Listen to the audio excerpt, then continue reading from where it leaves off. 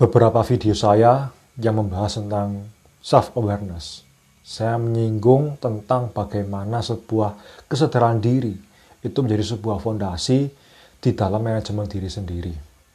Dan kali ini saya akan membahas tentang apa yang menjadi esensi dari self-awareness atau kesadaran diri itu. Jadi di video saya tentang melayakkan diri, saya mengatakan bahwa kesadaran diri itu berbanding lurus dengan kebijaksanaan. Sedangkan kebijaksanaan itu sendiri datang dari ilmu pengetahuan atau knowledge dan juga intuisi.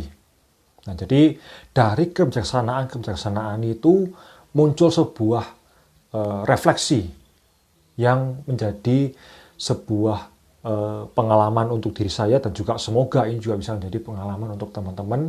Refleksi yang pertama adalah apa yang saya lakukan ini menguntungkan siapa? Apakah itu menguntungkan saya pribadi, atau hanya orang lain saja, atau keduanya, saya dan juga orang lain yang untung. Jadi, kalau kita hanya berfokus kepada diri kita sendiri, itu namanya psikopat. Kalau kita hanya berfokus kepada orang lain, itu namanya altruisme. Jadi, altruisme itu adalah sebuah perilaku yang dimana kita lebih mementingkan orang lain daripada diri kita sendiri secara berlebihan. Jadi, kita memastikan bahwa setiap tindakan kita itu harus menguntungkan kedua belah pihak, baik untuk kita pribadi maupun orang banyak. Refleksi yang kedua adalah, apa yang saya lakukan ini memberdayakan diri saya atau tidak. Jadi, banyak orang mempersepsikan segala sesuatu itu berdasarkan benar atau salah. Jadi, saya katakan bahwa benar atau salah itu ilusi, hanya persepsi semata. Karena bagi saya benar, belum tentu menurut teman-teman itu benar. Jadi tolok ukur dari memberdayakan adalah apakah yang saya lakukan ini membawa saya kepada tujuan yang lebih baik atau justru menjauhkan saya. Kesimpulannya adalah benar atau positif saja itu nggak cukup. Jadi kita harus melakukan segala sesuatu juga positif dan memberdayakan. Karena hari ini banyak orang menyalahartikan kata benar dan positif itu. Contoh misalkan dulu ketika kita sekolah gitu ya, kita kasih contekan kepada teman kita. Apakah itu baik? Ya baik bagi mereka.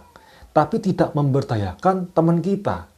Karena dengan kita ngasih contekan, itu hanya akan membuat mereka malas belajar. Jadi sekali lagi, benar atau positif saja itu belum tentu memberdayakan. Refleksi yang ketiga adalah, apakah saya merespon setiap kejadian dalam hidup saya dengan cara yang positif dan memberdayakan.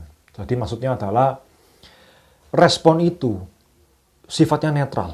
Sampai kita sendirilah yang memberi arti. Apakah setiap kejadian ini adalah positif adanya atau negatif adanya. Jadi ketika kita merespon setiap kejadian itu dengan cara yang positif, maka hidup kita dominan positif adanya. Dan begitu pula sebaliknya. Karena kualitas hidup kita itu ditentukan oleh seberapa bagusnya, seberapa baikkah kita merespon setiap kejadian dalam hidup kita. 3 pertanyaan reflektif tadi itu juga saling berkaitan dan memengaruhi perilaku seseorang. Karena perilaku seseorang itu datang dari kualitas pertanyaan, karena kualitas pertanyaan juga memengaruhi kualitas jawaban, dan kualitas jawaban inilah yang memengaruhi kualitas tindakan seseorang. Jadi sejauh perjalanan hidup saya, 3 pertanyaan inilah yang biasa saya pakai sebagai acuan untuk mengukur level kesadaran diri seseorang.